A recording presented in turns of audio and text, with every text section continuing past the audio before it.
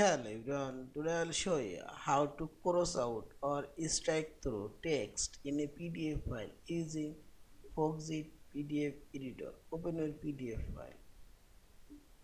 Now click on this edit option and here you will find this edit text option. Click here. Now click on this text box and drag your mouse, select your text you want to cross out. Now click on this right sidebar arrow, this format option, and this is cross out or strike through option. Click here and see this text now cross out. Also I'll cross out this text and see this. Also you can cross out a specific word or character, this word, and see this.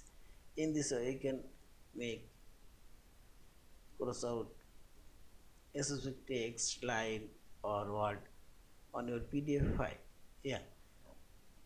And finally select this file option, save or save as your PDF file. Thank you for watching. Please subscribe, like, share and comments.